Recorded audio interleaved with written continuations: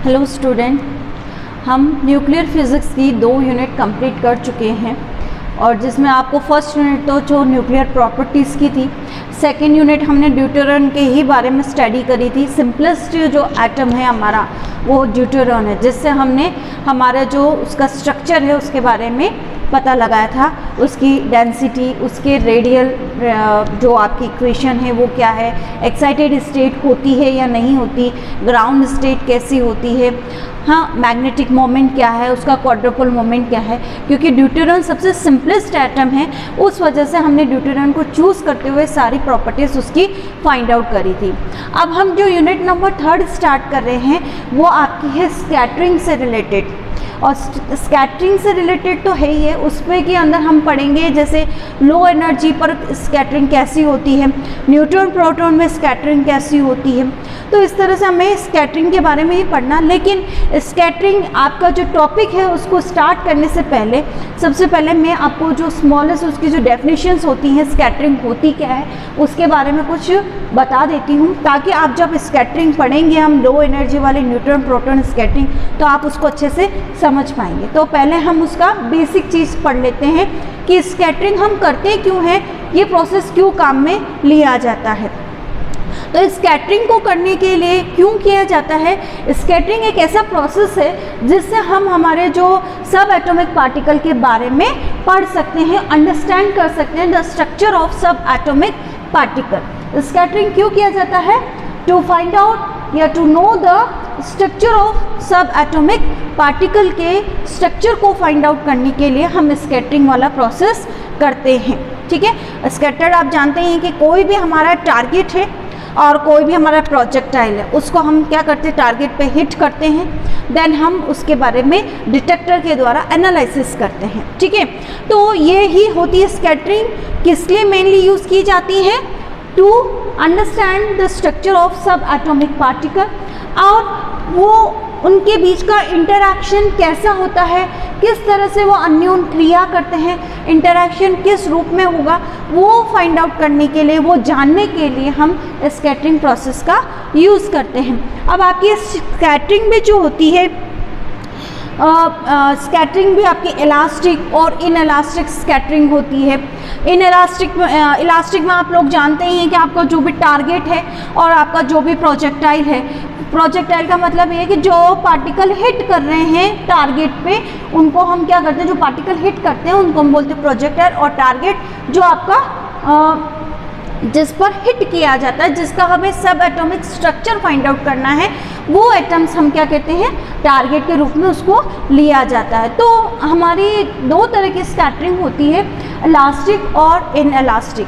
तो इलास्टिक में आप लोगों को ये सिर्फ ऐसे भी आप पढ़ के आ चुके हैं। इलास्टिक में क्या होता है, हमारी जो टोटल एनर्जी है या काइनेटिक एनर्जी या चाहे पोटेंशियल एनर्जी हो, वो दोनों की क्या होती है, कंजर्व रहती है before collision and after collision. यानी कि स्कैटरिंग होने से पहले और स्कैटरिंग होने के बाद में आपकी जो एनर्जी है वो कंजर्व रहती है। बट इन इलास्टिक में आपकी एनर्जी कंजर्व होना असेंशियल नहीं है, नेसेसरी नहीं है। ठीक है, तो हमारी 2 तरह की स्कैटरिंग हो गई, elastic and in elastic scattering हो गई। नेक्स्ट हम ये पढ़ रहे हैं कि आपके जैसे स्कैटरिंग जो होती है वो, उसमें आपके कुछ होते हैं कि क्रॉस सेक्शन क्या होता है, फ्लक्स क्या होता है, इंटेंसिटी क्या होती है, सॉलिड एंगल क्या होता है, ये चीज़ें आपको नोन होनी चाहिए, तब जाके आप स्कैटरिंग को अच्छे से समझ सकते हैं। तो जैसे हम इनको पढ़ते जाते हैं, तो सबसे पहले जैसे आपका ये कोई टारगेट है, अब आप टारगेट कोई ऐसे नहीं कि 1-2 एटम्स को ले लेते हैं, ऐसा नहीं होता। हम क्या लेते हैं, जैसे कोई एल्यूमिनियम का हमें उसकी स्टडी करनी है, एल्यूमिनियम एटम की, तो हम उसकी क्या करते हैं, पूरी फॉइल लेते हैं। तो टारगेट क्या हो सकता है, फॉइल हो सकता है, चाहे उसका हमने कोई एक तरह से जैसे हमने कोई उसका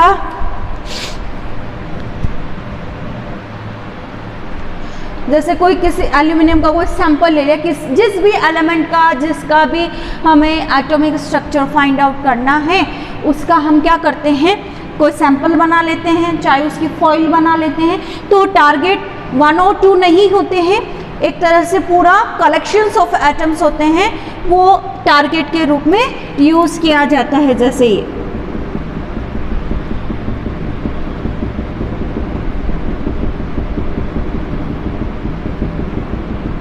ठीक है, अब आपके यहाँ पर हमने एक जो हिट करा रहे हैं, तो वो हिट कराने वाले बीम होती है इस तरह से, नारो बीम होती है वो, ऐसे नहीं कि ये फैली हुई होती, बिल्कुल नारो, बिल्कुल मिलीमीटर की, या आजकल तो क्या होती है आपकी माइक्रोमीटर रेंज की ही बीम, नारो बीम यूज़ की जाती है। तो इसको हम क्या बोलते हैं, जो जिसको हम इस टारगेट पे हिट कराते हैं उसको बोलते हैं हम प्रोजेक्टाइल। इसको बोला जाता है प्रोजेक्टाइल। ठीक है, इस जिस पर हमें हिट कराना है उसको बोलते हैं हम टारगेट। ठीक, अब प्रोजेक्टाइल को हमने टारगेट पे हिट करा दिया, तो हमने माना कि यहाँ कहीं पर क्या करा है, कोई डिटेक्टर लगाया है। डिटेक्टर्स हम पढ़ के आ चुके हैं, कोई सा भी डिटेक्टर हो सकता है, चाहे जीएम काउंटर हो, चाहे श्रिनकआउट डिटेक्टर हो, चाहे आपका सिंटिलेशन हो, किसी भी तरह का कोई भी डिटेक्टर यूज़ करता है, जो क्या करे, इसको इनके क्रॉस, इसके डिटेक्शन, जो स्कैटर्ड पार्टिकल हुए हैं उनका डिटेक्शन करे, उसको हम डिटेक्टर बोलते हैं। ठीक है, अब देखें हमने प्रोजेक्टाइल को इसके टारगेट पे हिट कराया ये। ठीक है, इस तरह तो आपका क्या होगा, इस पर्टिकुलर एंगल पे आपका जाएंगे, और ये जरूरी नहीं है कि इसी एंगल पे आपके जाए, आपका डिटेक्टर इसको डिटेक्ट करे। तो आपके तो क्या होंगे, आफ्टर स्कैटर्ड क्या होंगे, ये अलग अलग डायरेक्शन में क्या होंगे, पार्टिकल्स मूव करेंगे, लेकिन आपका डिटेक्टर उन्हीं को ही कैच करेगा जो एक सॉलिड एंगल, यानी कि ये कोण बनाएगा, उसी को ही क्या करेगा, इसको डिटेक्ट करेगा। ठीक है, तो आपका जो dn है, dn क्या है, number of particles that are detected by the detectors या that are collected by the detectors. तो ये जो dn है, यही है आपका सब, इसी पर ही आपकी सारी थ्योरी बेस है, क्योंकि इसी से ही आप उसका स्ट्रक्चर फाइंड आउट करते हैं। तो जितने ज़्यादा नंबर ऑफ पार्टिकल्स डिटेक्ट कर पाएगा, उतना ही आपके स्कैटरिंग प्रोसेस बहुत अच्छी मानी जाती है। तो ये जो dn है, अब ये किस किस पर डिपेंड करती है, वो हमें देखना है कि हमारे जो number of particles that are detected by the detector किस किस फैक्टर पर डिपेंड करती है। तो dn क्या है, number of particles that are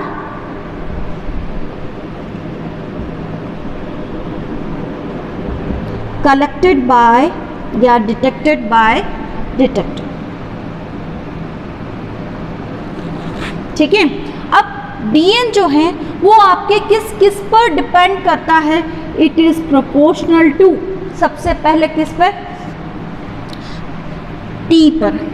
कैसे t पर डिपेंड करता है, माना कि हमने जो प्रोसेस, हम ये स्कैटरिंग वाला जो प्रोसेस करा रहे हैं, एक हमने 5 मिनट के लिए किया और एक हमने प्रोसेस 2 मिनट के लिए किया। तो टाइम कैसे होगा, अगर 5 मिनट के लिए हमने जब ये प्रोसेस किया है, तो आपके डिटेक्टर ने बहुत, यानी कि जो डिटेक्शन किया है वो लंबे समय के लिए किया है, तो उसके लिए फिर वो number of the particles detected भी बहुत ज़्यादा होंगे, यानी कि नंबर ऑफ पार्टिकल्स की संख्या क्या होंगी, ज़्यादा होंगी। ज़्यादा समय है तो ज़्यादा टाइम तक वो क्या करेगा, डिटेक्ट कर पाएगा।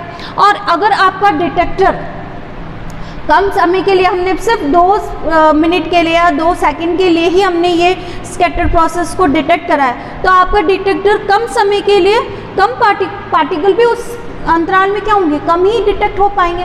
तो आपका जो ये number of particle collected by the detector है, वो किस पे डिपेंड कर रहा है, सबसे मेन तो t पर डिपेंड कर रहा है। जितना ज़्यादा टाइम होगा आपके डिटेक्टर उतना ही ज़्यादा पार्टिकल को क्या करेगा, डिटेक्ट कर पाएगा। तो सबसे पहले आपका dn किस पर प्रोपोर्शनल है, टाइम पर डिपेंड करता है। ठीक है, नेक्स्ट है आपका नेक्स्ट है इंटेंसिटी। ठीक है, इंटेंसिटी पे भी आपका क्या होता है, डीएन जो है वो डिपेंड करता है। कैसे डिपेंड करता है? इंटेंसिटी क्या होती है? दिस, यानी कि ये कितनी इंटेंस होती है। इंटेंस का मतलब कि number of particles that are cross unit area in unit time, ठीक है, वो आपकी इंटेंसिटी कहलाएगी।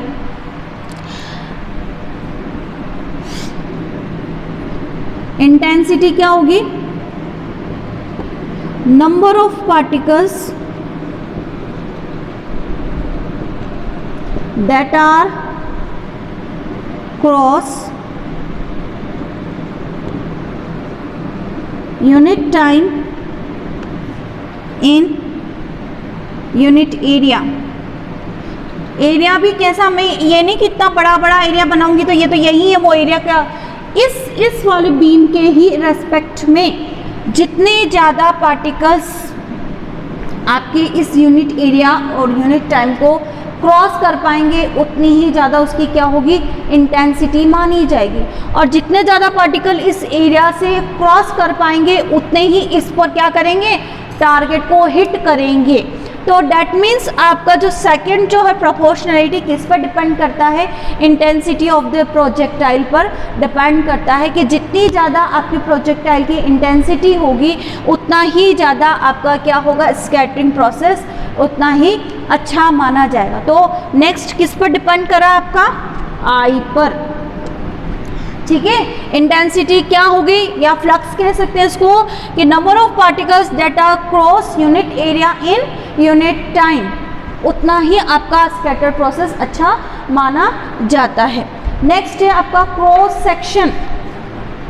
तो क्रॉस सेक्शन क्या होगा? ये क्रॉस सेक्शन, ये चीज, ये वाली चीज है, जितना ज़्यादा ये इसको हिट करेगा वो ही क्या कहलाएगा? उसका cross sectional area, D sigma, जिसको हम किससे करते हैं? सिग्मा से बताते हैं कि कितना ज़्यादा आपका, जितना ज़्यादा आपका क्रॉस सेक्शनल एरिया होगा उतना ही स्कैटर्ड प्रोसेस हो पाएगा। तो क्रॉस सेक्शनल एरिया किस पर डिपेंड कर रहा है? आपके number of the particles n per unit area time पर, ठीक है।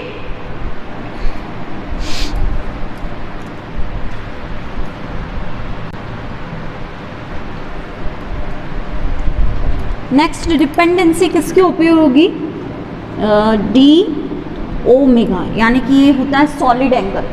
सॉलिड एंगल से क्या मतलब है कि आपका जैसे ये है, ये किसी पर्टिकुलर एंगल पर स्कैटर्ड हुआ है, तो सॉलिड एंगल जितना कोण होगा आपका इस रूप में, ये जितना कोण इसको कवर करके लेके जाएगा वो ही उसका, जितना ये बड़ा होगा उतने ही क्या होंगे? वो पार्टिकल उसमें कवर होते हुए जाएंगे, तो उतना ही वो उसको क्या करेगा? डिटेक्ट करता हुआ चलेगा, तो पार्टिकल यहाँ पर उतने ही ज़्यादा कलेक्ट हो पाएंगे।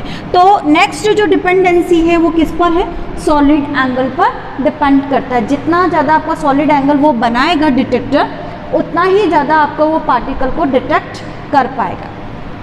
नेक्स्ट है यहाँ की, यानी कि particles that are hitted by the projectile, यानी कि ये कितने ज़्यादा पार्टिकल हिट हो सकते हैं, कितने स्कैटर्ड हो सकते हैं, उस पर भी आपकी स्कैटरिंग प्रोसेस या number of particles collected in detector depend करते हैं। अगर आपके पार्टिकल्स स्कैटर्ड इसके द्वारा हिट ही नहीं हो पाए या यहाँ पर पार्टिकल्स ही नहीं हैं, इधर उधर हैं, तो आपका स्कैटरिंग प्रोसेस नहीं हो पाएगा। तो स्कैटरिंग प्रोसेस करना है तो आपका ये जो यहाँ पर जो पार्टिकल्स हैं वो कितने स्कैटर्ड हुए हैं, यानी कि आपके यहाँ के जो पार्टिकल्स हैं वो ज़्यादा से ज़्यादा यहाँ पर बिलोंग करने चाहिए, यानी कि ये area number of the particles that are scattered, या स्कैटर्ड होने वाले पार्टिकल्स के संख्या भी, यानी कि डेंसिटी भी क्या ज़्यादा होनी चाहिए, यानी कि टारगेट आपका बहुत हाईली डेंस होना चाहिए, तब जाके आपका स्कैटरिंग प्रोसेस फुलफिल सही होगा।